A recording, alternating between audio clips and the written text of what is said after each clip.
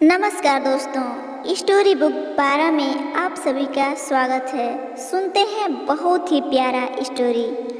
अंशिका शादी के बाद जब अपने घर गई तो वह बहुत खुश थी क्योंकि वहाँ बहुत छोटा सा परिवार था।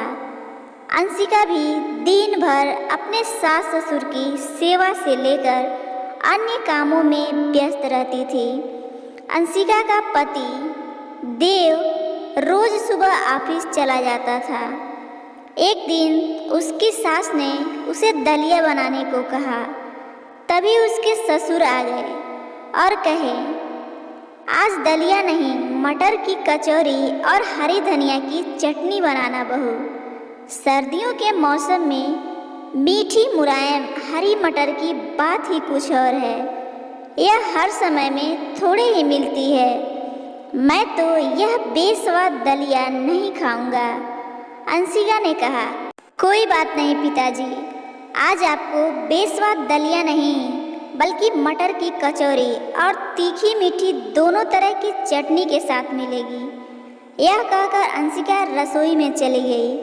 उसकी सास ने कहा, आपको भी हर वक्त 56 भोग ही चाहिए। अगर दलिया खा लेंगे तो क्या हो जाएगा? कभी सोचा है बहू बेचारी कैसे सब संभाल रही है? आप और आपका बेटा तो खुद से अपना काम भी नहीं करते, वह भी अंशिका को ही करने पड़ते हैं। उस बच्ची को अपने लिए समय ही कब मिलता है। मेरी तबीयत खराब होने से मेरी भी जिम्मेदारी उसी पर आ गई है। कब समझेंगे आप लोग? तभी अचानक किसी के गुस्से में चीखने की आवाज़ आई। अंशिका के ससुर जी बोले, यह तो देव की आवाज़ है, लेकिन देव इस वक्त घर पर और इस तरह किससे बात कर रहा है? देव बहुत बुरी तरह से अंशिका पर चिल्ला रहा था। अंशिका बस रोए जा रही थी और बोल रही थी, मुझे नहीं पता, मैंने आपकी फाइल को नहीं हाथ लगाया। लेकिन देव कुछ सुनने को तैयार नहीं था और गुस्से में ना जाने क्या क्या बोले जा रहा था। अंशिका उसे समझाने की कोशिश कर रही थी कि वह अपने काम की चीज़ें इधर उधर क्यों रखता है, ठीक से क्यों नहीं रखता है। इस बात से देव का गुस्सा और भी ज़्यादा हो गया और चिल्लाते हुए बोला, यह मेरा घर है, तुम्हारे पिता का नहीं। मैं जो चाहे जहाँ चाहे रखूँगा।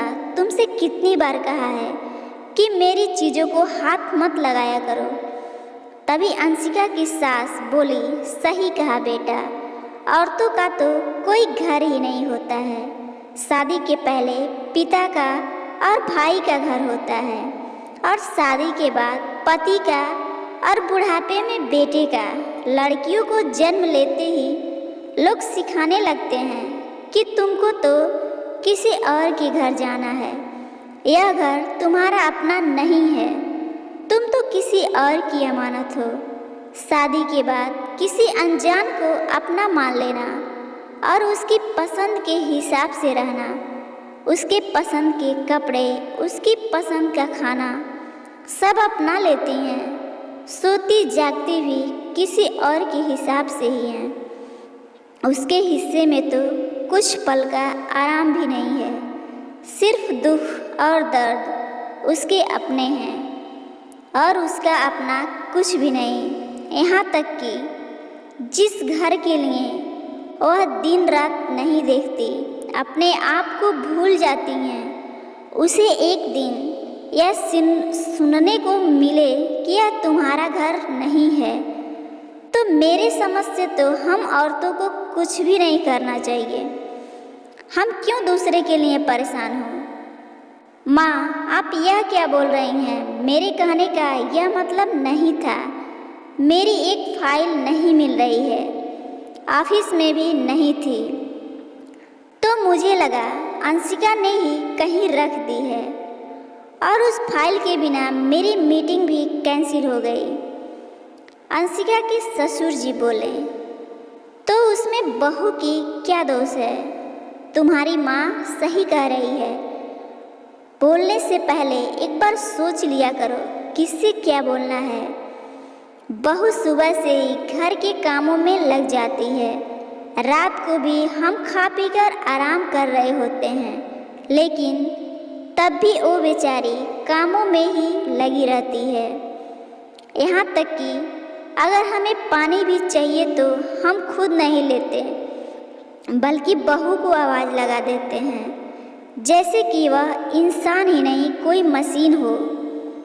हम यह भी भूल जाते हैं कि जैसे हमें किसी के गलत व्यवहार से दुख होता है, वैसे ही उसे भी होता होगा। तुम तो सुबह तैयार होकर ऑफिस के लिए निकल जाते हो, लेकिन कभी यह भी सोचा है कि तुम्हारे पीछे तुम्हारे माता पिता, बच्चे और घर का ध्यान कौन रखता है? ऑफिस से आने पर भी तुम्हें गर्मा गर्म चाय, नाश्ता, खाना सब मिलता है। उस सब की व्यवस्था कौन करता है? सिर्फ बाहर जाकर पैसे कमाने से यह समझ लेना कि यह घर सिर्फ तुम्हारा है, कहाँ तक, किस हद तक सही है। इसलिए मैं बहू को हमेशा बहू बेटा बुलाता हूँ, क्योंकि वो बहू की तरह घर की देखभाल करती है और एक बेटे की तरह हम बूढ़े माँ बाप की जिम्मेदारियाँ भी उठाती है। तुम्हें तो अपने माता पिता का हाल तक पूछने की फुर्सत नहीं है। तुम्हें तो बहू से सीखना चाहिए कि एक बेटे की जिम्मेदारी कैसे निभाते हैं, और उल्टा तुम हो कि उसे सुनाए जा रहे हो। तुम्हें तो शर्म आनी चाहिए, शर्म, कि जो तुम्हारी जिम्मेदारी को अपनी जिम्मेदारी समझकर निभा रही है, उसके साथ तुम ऐसा व्यवहार कर रहे हो।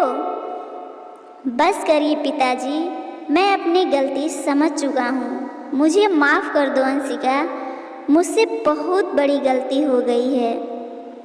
आगे से ऐसा कुछ भी नहीं होगा जिससे तुम्हें तकलीफ़ हो।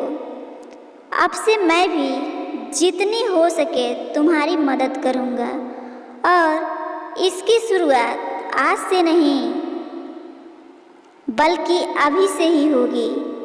आप सब लोग भी नारी का सम्मान करें। दोस्तों, मैं भी एक नारी हूँ, मेरे चैनल को सब्सक्राइब करें ताकि मुझे भी सम्मान मिले। देखते हैं आप में से कितने लोग मेरा सम्मान करते हैं और मेरे चैनल को सब्सक्राइब करते हैं। धन्यवाद दोस्तों।